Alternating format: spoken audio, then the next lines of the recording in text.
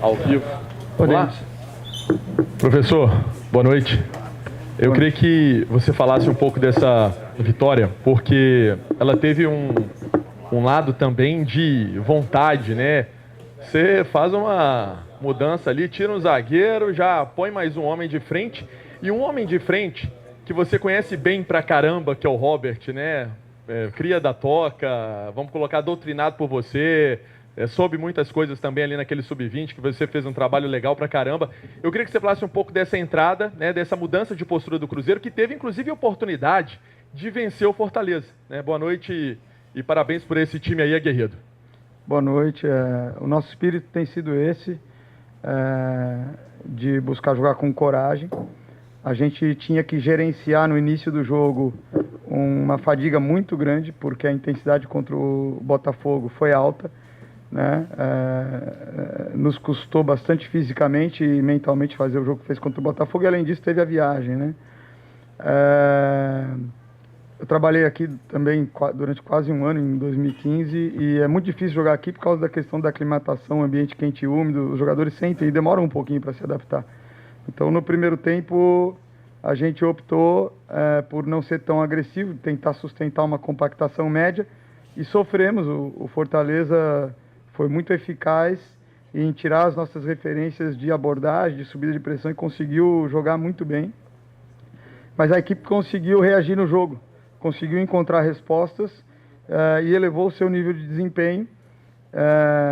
Naquele momento do jogo ao qual você se referiu, a derrota a gente já tinha. Então a gente tinha que ir para uma situação de emergência ofensiva para buscar o empate, né? E demorou um pouco, na verdade, até toda a organização se estabelecer. Nesse ínterim, o Fortaleza teve alguns contra-ataques e algumas bolas paradas, poderia ter definido o jogo, mas a partir do momento que a gente conseguiu posicionar, a gente teve a primeira bola que o Robert conseguiu fazer a ação para a qual ele entrou no jogo, e a gente fica muito contente. Mas eu acho que esse é o recado que a gente tem que validar internamente para dentro do grupo e também para fora, que é uma equipe corajosa, é uma equipe que busca resultado, é uma equipe que sabe das adversidades que vai encontrar a cada jogo, porque os adversários têm mentes pensantes, que preparam muito bem o jogo, que têm suas qualidades, mas que a gente vai ter coragem de enfrentar, né? Então, o João Ricardo fez uma partida excepcional, e isso mostra o que foi o Cruzeiro aqui hoje. Seabra, boa noite. Parabéns pelo resultado, por voltar... se reencontrar no jogo. E eu queria que você falasse um pouquinho dos jogadores que entraram no segundo tempo, né? Que conseguiram mudar ali a cara da partida, em especial desses novos reforços que ainda não tiveram tantas oportunidades, né? Porque chegaram depois, voltando de lesão, o Verón, o Barreal, mas que estão melhorando. E eu queria saber se você pensa em colocar eles no time titular rapidamente, quais são os planos para esses jogadores, e também uma análise da atuação deles hoje. Obrigado. Olha, tem sido uma constante, não só desde que nesses últimos 2 jogos, mas a gente tem essas informações de que sempre quem tem entrado muito bem, né? E isso mostra como esse grupo é unido, na verdade, né? E os jogadores que iniciaram o jogo estavam torcendo e vibrando, e numa energia muito grande no banco no final de jogo, mesmo tendo saído. Quer dizer, isso reforça esse espírito de união, esse espírito coletivo que está prevalecendo dentro do grupo dos jogadores. No jogo de hoje, acho que aqueles que iniciaram, eles sentiram o peso do desgaste do último jogo, mas aos poucos eles foram entrando no jogo também e cresceram durante o primeiro tempo. Então, se a gente fatiar o primeiro tempo em algumas partes, a gente vai ver que teve uma evolução do desempenho, da intensidade, da criação de chances, da presença no último terço, né? Então, a superioridade que o Fortaleza teve no começo, ela não se estendeu durante todo o período aí do primeiro tempo. E com 3 dias só entre os jogos, né, para você recuperar e jogar, é inviável. Então, os jogadores já entram fadigados. E aí, quem tem menos minutagem de jogo num cenário desse, entra com toda a energia e consegue mudar o ritmo do jogo. Então, a gente fica feliz com a entrada deles, mas a gente também esperava que isso acontecesse, e aí você vê, a gente antecipa a quantidade de troca justamente para oxigenar o time, jogar o time para cima e colocar agressividade e intensidade no jogo. E felizmente né, a gente foi bem recompensado. Seabra, você falou aí sobre essa questão do desgaste. Você chegou a pensar em trocar já de início ou quis dar essa continuidade para o time que fez uma boa atuação? Isso passou pela sua cabeça? E uma outra situação, o Gabriel Veron, ele tem uma técnica apurada, mas ele está sem ritmo ainda, né? Como que você vem trabalhando esse garoto para ele voltar a ser aquele Gabriel Veron que todo mundo conhece? A gente considera, assim, todos os cenários possíveis, né, para definir uma escalação antes de jogo, né. A equipe, dentro daquilo que a gente consegue acrescentar ao trabalho, que é muito pouco entre um jogo e outro, ela vem respondendo bem. Então, a gente optou por uma continuidade, principalmente nos setores em que houve mais clareza das dinâmicas, tanto ofensivas quanto defensivas. E esse foi o motivo principal da gente dar sequência, porque é um trabalho que está iniciando, né, em relação ao conteúdo, às ideias, a própria lógica interna né, dos princípios que organizam o jogo. Então, nesse momento, um pouco mais de continuidade, quando for possível, é importante, né? A gente ainda não consegue ter um repertório de soluções para tudo que o adversário pode colocar para a gente, e aí a gente vai desenvolvendo isso com os jogos, né? Quando, na verdade, o ideal seria desenvolver com treinos. Então, tem essa dificuldade aí que a gente precisa gerenciar, e aí esse foi o motivo principal aí da gente buscar essa continuidade, mas sabendo já desde o início que seria muito provável que a gente tivesse que antecipar, fazer as trocas com uma minutagem anterior hoje, né? Em relação ao Veron, eu acho que a pergunta se estende a todos que estão com menos ritmo e minutagem de jogo. A gente tem buscado desenvolver, estimular os jogadores que estão com menos minutagem de jogo. Eles conseguem ter um pouco mais de conteúdo, um pouco mais de carga de treino, e às vezes eles têm mais oportunidade de desenvolver do que aqueles que estão jogando. Então, muitas vezes essa gestão da oportunidade do jogo, ela também passa pela gestão da oportunidade do treino, né? E aí a gente vai fazendo esse equilíbrio e gerindo essa dinâmica para que os jogadores sempre entrem em condição melhor. Então, nesse sentido, o jogador que joga em alguns momentos, se ele não sustentar, ou se ele tiver dificuldade na compreensão e execução de alguns comportamentos, ele precisa sair, ele precisa ser trabalhado e depois voltar mais forte, voltar mais preparado. Então, não são só 11, né? É uma dinâmica que a gente precisa construir com todos e oportunizar à medida que for vantajoso para cada um e para a equipe. Seabra, diante desse problema de tempo, né, de quase nenhum período para treinamento, né, apenas 8 dias de trabalho, qual a didática que você tem adotado em relação aos treinamentos, né, para que os jogadores possam entender seu sistema de jogo, a forma de jogar o mais rápido possível? Então, na verdade, a dinâmica de grupo, ela acaba tendo diferentes dinâmicas dentro do mesmo grupo, porque aqueles que possuem menos carga de jogo, eles demoram menos tempo para recuperar, ou eles já estão aptos a receber uma carga de treino aquisitiva 1 dia ou 2 dias depois do jogo. Aqueles que jogam, a recuperação física e mental, ela é só no dia mais 4 que ela está completa. E desde que eu cheguei, a gente jogou mais 3, mais 3, mais 3 e mais 3 e vai jogar mais 3 de novo.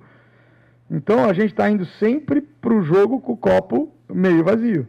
E aí o que a gente tem que fazer é tentar compensar essa dificuldade com informação, porque a informação gera a organização. Então, existem os coaches individuais, e existem as análises pós-jogo, e os trabalhos preparatórios para o campo, a gente coloca os jogadores no campo e faz dinâmicas mais, vamos dizer, menos intensas, né? Então, na véspera do jogo do Botafogo, nem oposição a gente colocou, só andou no campo com os jogadores, mostrou os movimentos defensivos e ofensivos do Botafogo e trabalhou algumas soluções. Os jogadores só andaram no campo, porque a fadiga era muito grande, né? Ontem a gente conseguiu movimentar um pouco, mas de forma simulada, sem disputa real. Então, você não tem um parâmetro de tempo e espaço que seja real do jogo. O jogador vai para o jogo com uma ideia, mas ele não vai preparado. Ele vai entender realmente o que está acontecendo na velocidade que está acontecendo à medida que o jogo evolui, né? E aí, o jogo de hoje, por exemplo, o Fortaleza mudou a plataforma, né? Então, a gente está sempre preparado para tudo, mas a gente põe ênfase em algumas coisas. E isso gerou dificuldade para a gente ajustar na plataforma que eles vieram as referências, embora fosse algo parecido com o Botafogo, né? Então, assim, é muito pouco tempo para você se preparar para cada jogo. E, na verdade, o que vai ser determinante é a sua capacidade de ler e se ajustar enquanto o jogo acontece.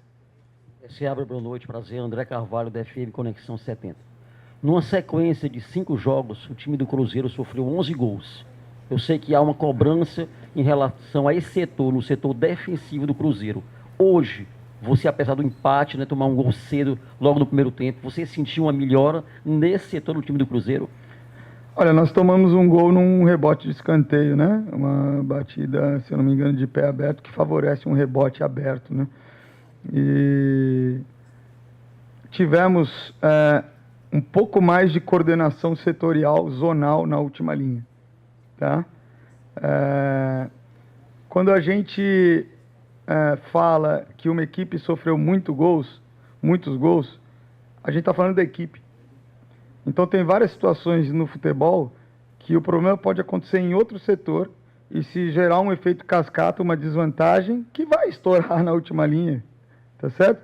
Então, muitas vezes, as correções, os ajustes defensivos que levam a oportunidade para os adversários, eles não estão relacionados necessariamente à dupla de zaga, ao goleiro, ou a última linha defensiva, né? Então, se a gente melhorar o momento defensivo de toda a equipe, a gente vai minimizar a exposição que esses últimos homens sofrem. E aí, consequentemente, a gente também vai ser capaz de oferecendo menos oportunidades para o adversário sofrer menos gol, tá certo? Mas eu já vi uma evolução hoje em alguns comportamentos, tá? De movimentos coordenados, de rodagem de linha e de trabalho de metodologia zonal, que é o que a gente está nesse processo de implementar. Não acontece da noite para o dia, mas está tendo alguma evolução, tá bom? Hoje o que a gente teve de maior dificuldade defensiva foi o que o Fortaleza proporcionou para a gente de dificuldade, porque tirou as nossas referências de abordagem no início da construção e a gente teve que ir acertando durante o jogo. O professor, sobre essa questão, inclusive, do Rafael Cabral e do Anderson, eu queria que você falasse como está sendo esse trabalho, porque o Anderson fica muito tempo sem jogar, né? Então, você vê que é um goleiro que ele tem características diferentes do Rafael Cabral, inclusive até a idade, né? Bem mais jovem que o Rafael Cabral. Como que está sendo esse trabalho com ele? Você fala muito dessa parte mental, né, também. A gente te conhece há bastante tempo. Então, como que é para passar esse mental, essa confiança, essa certeza que a chance é dele? Até uma curiosidade, como que vem sendo esse trabalho com ele, que é uma situação que acontece meio que, entre aspas, inesperada, mas no futebol a gente já viu tudo. Como que você faz com esse trabalho com o Anderson? Esse trabalho, primeiramente, ele não é feito só comigo, né? Existe o Rogério, existe o João Paulo, que são os treinadores de goleiro, né? E a gente interage em conjunto, né? Para dar tranquilidade para o Anderson. O que ele precisa é tranquilidade, ele tem qualidade para jogar, né? Ele é um goleiro que tem muitos recursos. Você vê que a falta de ritmo de jogo e a falta da oportunidade de ter um plano de jogo também mais detalhado, ela pode gerar um pouco mais de insegurança no jogador quando ele está nessa situação. Aí você vê a história dele ao longo do jogo, né? Como ele cresceu de desempenho durante a partida e também foi decisivo nos momentos de pressão do Fortaleza. Então, é muito difícil a gente conseguir mudar algo profundamente de uma hora para outra. Então, é um trabalho paulatino. Vai haver oscilações, elas vão acontecer as oscilações, porque não existe linearidade nisso daqui, tá certo? Existe um adversário, o jogo também, por mais que a gente prepare os cenários, ele é imprevisível, né? E o que a gente precisa é fazer o que a gente está fazendo, tentar dar uma segurança em relação ao plano tático de jogo, né? E uma segurança no sentido de passar confiança e tranquilidade para ele, que não é um erro que vai abalar tudo que ele construiu, o respeito que ele tem dentro do clube, tá certo? Então, o que importa é a consistência dele, flutuações vão acontecer e a gente tem que ter o bom senso para lidar com isso, até para que o jogador se sinta à vontade jogando. Seabra, você, na sua estreia, teve o Zé Ivaldo pela direita, o Neres pela esquerda. No segundo jogo, o Zé pela esquerda, o Neres pela direita. E hoje uma troca na dupla, o João com o Neres. Você vem observando o posicionamento desses 3 atletas. Eu queria que você falasse sobre essa opção, inclusive. Hoje o João começando na vaga do Zé. Sim. Eles são, na minha opinião, jogadores que todos têm condição de jogar. Todos têm aspectos a desenvolver, e a gente entendeu que para o cenário desse jogo, o João Marcelo reunia algumas qualidades entre as defensivas e ofensivas, que faria mais sentido, né? Ao mesmo tempo, a gente vem trabalhando e estimulando todos, no sentido de que eles desenvolvam algumas coisas que são importantes para a coerência e organização coletiva do jogo. Então, eu gosto muito de trabalhar com os 3. Hoje, o Zé não teve a oportunidade de sair jogando, mas é um jogador com quem eu conto muito, porque tem muitas qualidades ofensivas e impositivas de duelo, e algumas coisas a gente vai buscar equilibrar para que ele consiga, quando tiver a oportunidade de novo, voltar com um desempenho consistente naquilo que a gente acha importante para a forma da equipe jogar. E ele é um excelente profissional, excelente pessoa, e foi muito cooperativo, deu muito apoio para os companheiros nesse momento. Estou muito satisfeito com ele também. Seabra, você perdeu o Romero para o Clássico, né? Aí eu queria saber o que você pretende fazer para suprir ele. Sim, o Romero, nesses 8 dias, eu acho que eu estou muito satisfeito com a postura, a atitude e o crescimento dele dentro da proposta que a gente está querendo colocar. Então, esse é um ponto. O outro ponto é que a gente tem jogadores no elenco trabalhando e se preparando para também assumir essas oportunidades, porque são coisas que acontecem no futebol, e aí a gente tem algumas opções. É claro que eu tenho tempo e eu não preciso adiantar nada agora, tá certo? Pensando estrategicamente no jogo, mas ao mesmo tempo, claro que é uma ausência sentida, a gente também tem a tranquilidade de saber que tem outros jogadores preparados para dar conta do recado sem problema.